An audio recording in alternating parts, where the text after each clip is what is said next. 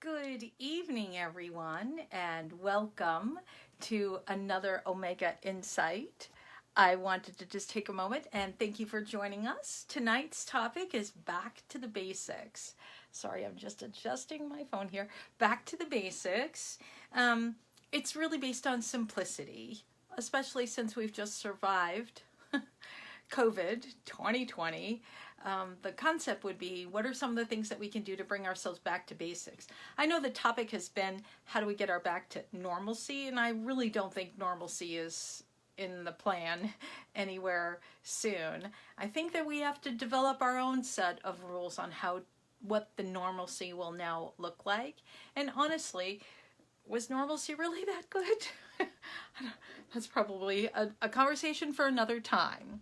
But I was reviewing some of the topics that I've done before, and of course, you know I love Manly P. Hall, and so there's this one little pamphlet that he has. It's called The 10 Basic Rules for Better Living. 10 Basic Rules for Better Living. Now, he wrote this in 1953, and the thing that I love about this is not only are these rules good for 1953, 2021, the year 3, it doesn't matter. They're good for whatever generation that we exist in, wherever we are. I think these rules are beneficial. I wanted to just go through them just briefly and quickly to remind us of what it's like to get back to basics. In 2020, we all most people experienced remote work. We're back at the house, we're spending more time with our family and our loved ones, and for some of them that was a difficult time. I heard that divorce rates went up because we spend most of our time with our coworkers. They're like our second family, and here we are now stuck in a house with our family, people that we love, and you get on each other's nerves and you need your own space and whatnot. So the concept now, as we're emerging from the pandemic, hopefully we're emerging from the pandemic, what are some of the things that we can do? Because we recognize that, you know what, the quality of life really does matter. And do we really need to have all these big expensive things, or can we downsize and survive with what we have? So the Back to Basics, as I said, it's from Manly P. Hall. And these are 10 guidelines. And I think guidelines is a great word to guide me towards the life that I would cherish, to be fulfilled, to make a contribution, to guide me along those lines. So here's the 10 things. And I have my paper that I wrote in 2011 is when I delivered this workshop.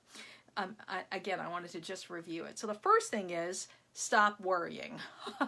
Easier said than done. Of course, there's so much to worry about now. I know the generation, like my kids, Mark's kids, they're in their teens or just late teens right now. But I remember years ago, they had to contend with not only just, school and a larger school that they're going to, but there's the bullying, there's cyberbullying, guns in school. So there's a possible school shooting and bombs. Like, I never had to think of that when I was growing up. So there was so much more stressors placed on these kids. And worry is a big thing. So anxiety is huge for our teenage generations. So the concept is to stop worrying. Now, it doesn't mean completely stop worrying, obviously, but don't fixate on worrying. There's a great line in here. He says, do not confuse thoughtfulness and worry. We can be thoughtful of an individual, but not to be consumed with the concept of worry. Because a worrier, they're worried about an event, let's say a bomb, so they're constantly reliving this event, even though it hasn't happened yet. They're going to relive the event, which causes additional stress in their life. Or worry about the things that you have no control over is anxious is a form of being an anxious individual. So the concept is to stop worrying. That's the first guideline. Now, of course, with COVID, and we're worried about the finances and our job and our family and the safety and health of our community and the country and the world, worry is a big thing. We do worry, but we can turn worry into action. Turn it into, the global footprint that people often talk about. What do we do to make the world a better place? I've been reading lots of articles about, I think this woman, this young kid just won a design for a floating platform to put out in the ocean that'll collect the plastic that's out there and conform it into usable products instead of just trash that's out there. Number 2, and this is so important, stop trying to dominate and possess your friends and loved ones, relatives, whatnot. You know the people always give you the advice before you ask. And you know, the thing that's funny about this is it's hard to, it's debilitating to give advice which is generally ignored or rejected, and equally disappointing to attempt to possess and dominate a person whose immediate resent and combat to our dictatorial tendencies. And that's what happens. We want to control and take over and tell somebody else what to do, and they haven't even asked us. So we often used to talk about in the classroom, you don't give advice. You never give your opinion unless you're asked. You let them have their experience. And I think because we've been in each other's space, it's easier to say, no, don't do that. No, here's what you should do. And you're right off giving the instructions without letting somebody figure it out. I am more of the hands-off, hey, figure it out, see what happens. Call me if you need help. I'm fine. I'll assist you any way we can. That's me. I'm more of the hands-on. And then there are some people who are like, no, this is the way to do it. No, this is the way to do it. And you're constantly riding, and unfortunately that causes, again, stress. That'll cause stress in your lives. Number 3, the third guideline, moderate ambition. Now this is very curious. It says, there's a tendency to overlook natural and simple blessings that we have while we plunge onward towards a further goal. So this is where I want to go, and I overlook the things I already have, and I want to get there. So maybe I'm a good speaker, but I want to be a good writer. Or maybe I'm a good writer, but I want to be, famous. Or I want to be on the TikTok blog or whatnot. And we're forgetting what we have right here because we're so invested in the goal out there. It's important that we moderate. He says, moderate our ambition. The wise man observes the disastrous results of uncontrollable ambitions and then chooses moderation. What does that mean? So to find what I'm good at and excel in that, and recognize that I'm not going to be good in everything, that people excel in one thing. Another person, I used to use in the classroom the example, I will never be able to play in the NBA because I'm 5'2". Now, not because just I'm 5'2". I can't shoot a basketball. I can't. I just can't shoot a basketball. So it's not my goal to be in the NBA. My goal would therefore be something that I'm good at, to find the things that we're good at and be content with those. Unfortunately, society tells us whether we should be proud of the things that we have. I remember the movement that went through when women were embarrassed to say that they were a homemaker or somebody who stayed home and raised the kids because you have to be more than that. Well, no, raising children is an honorable task, and if we do it right, I love the example Goldie Hawn. She walked away from Hollywood for 13 years to raise her kids. I think that's beautiful because they understand the importance of raising our children. Faith Hill, I think, did the same thing. Took a break from the singing career so she could raise her children.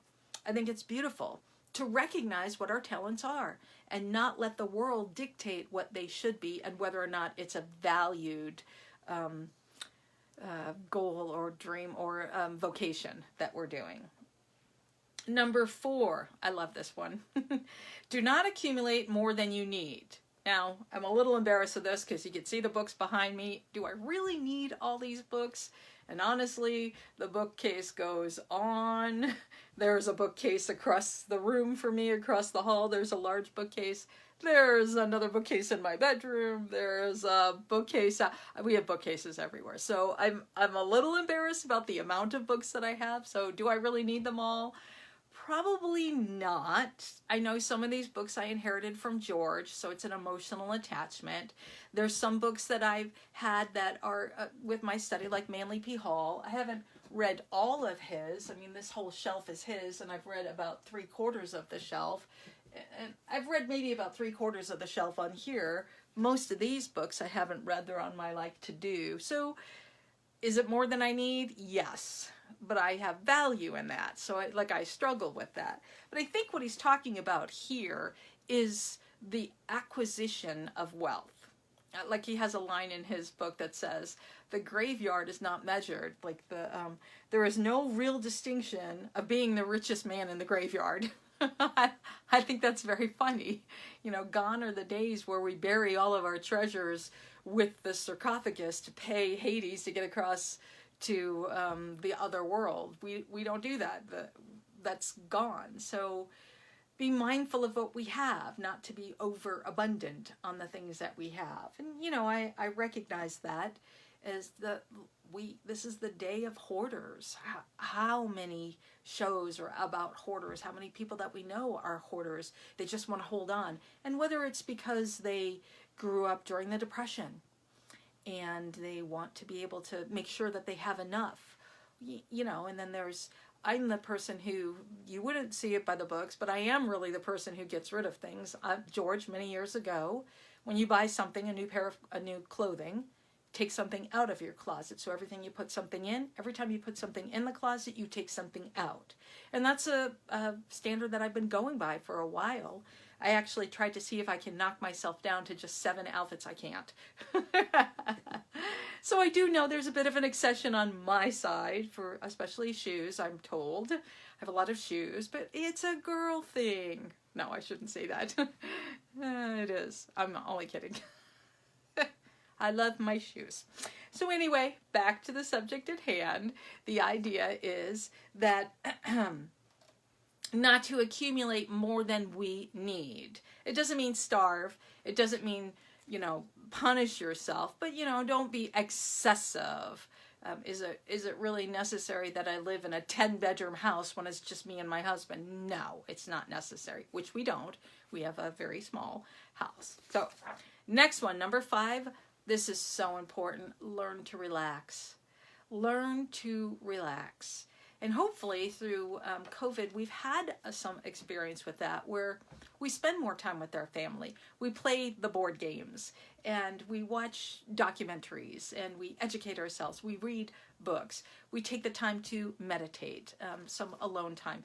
A lot more families are cooking together now because we're together. So we're learning to relax and take it in stride as we go. We take it in stride so that we're not stressing ourselves out. It doesn't mean be relaxing all the time, but recognize when you've reached a point, it's time to relax.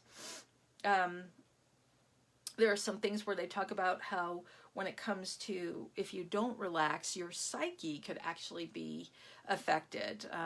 You know, there are studies that show people who are high strung make mistakes more because they're so stressed out. They're most likely to overlook something because they're stressed out on that.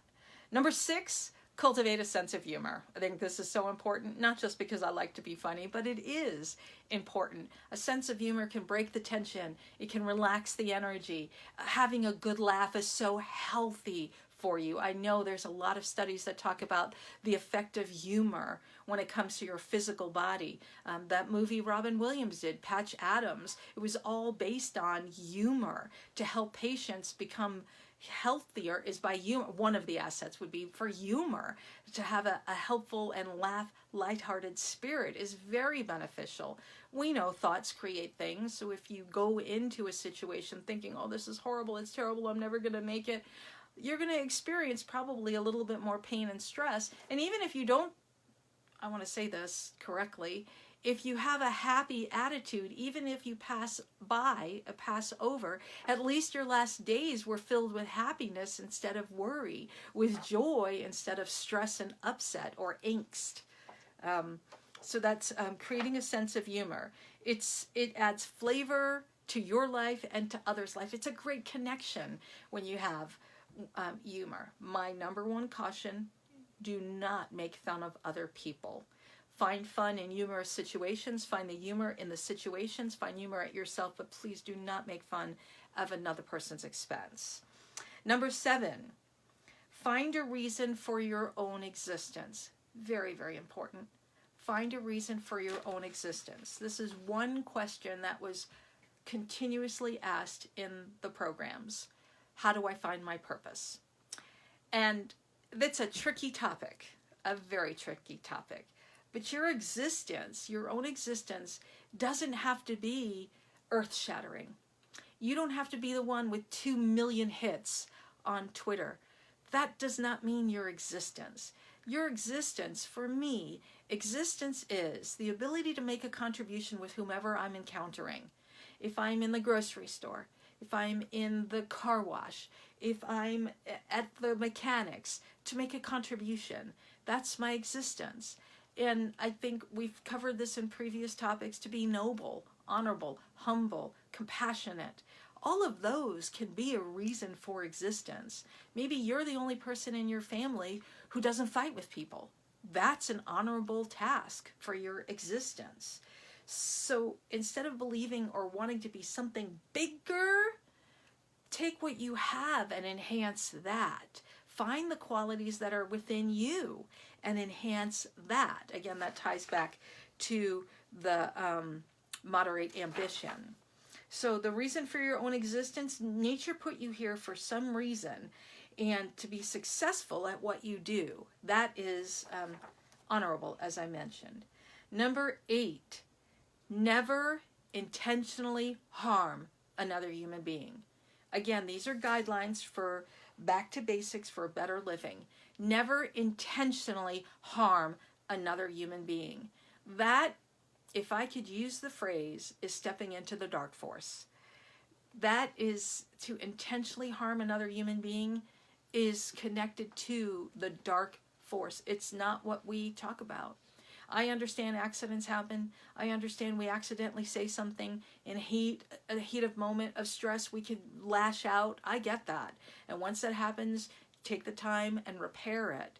But to intentionally cause harm to another human being is very detrimental. And it will not lead you to a higher life, a better life. It is a low vibration and it will take you down. If you gossip, it will take you down. If you strive to go out of your way and punish another individual, it will take you down. If you hold grudges, it will take you down. It is important to never intentionally harm another human being. Now, we used to speak about this in the classroom as well. If I know that somebody has caused ill, it is not my job to call it out, because now I'm going to cause harm to that individual. What I can do is encourage that person to come clean, but not to cause that person harm, because now I'm causing another individual. This is a very tricky topic. It really is a tricky topic. But again, the concept is, think, are my actions going to be harmful? What am I going to say? If I'm about to say something that's going to be harmful, then don't say it. And eventually you'll get to the place where you think, are my thoughts harmful? If I'm thinking this, is this harmful? And if it is, work on not thinking about it. Now again, I understand we get angry, we get upset, we want to lash out. I understand that. And the guidelines are, for a better life is to rise above this. To rise above it and do not intentionally hurt anybody, physically, emotionally, mentally, even spiritually.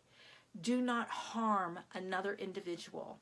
For those of us who practice meditation, it's the same thing. When you go into a meditation and you're forming a prayer, you never go into your meditation and say, strike this person down.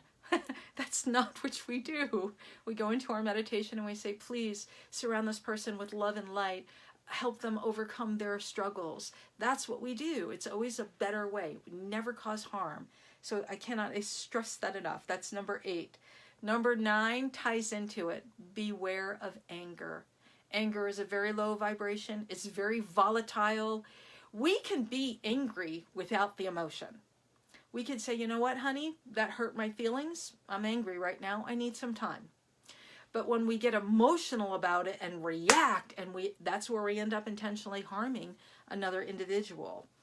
When ill-tempered, this is what Manly P. Hall says, when ill-tempered controls us, we are no longer able to control ourselves. And it's like anger has an entity or an energy unto itself, and it It can possess you. And when you're possessed with anger, we don't think straight, we're agitated, we just want to react and reach out and harm. So again, beware of anger. If you feel anger starting to rise up, put a button in it, walk away, do those things that we talk about, walk away, take a couple deep breaths, do some exercise to relieve the stress, go to a mantra, visualize your happy place. There's so many things that we can do to avoid the anger. And number 10, I know I'm over here, I apologize. Number 10, never blame anyone for your own mistakes. It's so easy to blame because we blame because we don't want to have the consequences, so we blame.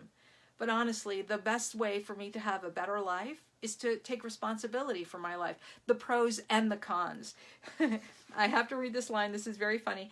Each of us seems to have an incredible capacity to do things badly and select unwisely. I think that's very funny. Therefore, it is imperative that we don't blame others. Take responsibility for our actions. Even when we do the goofy, dumb things, take responsibility and clean them up.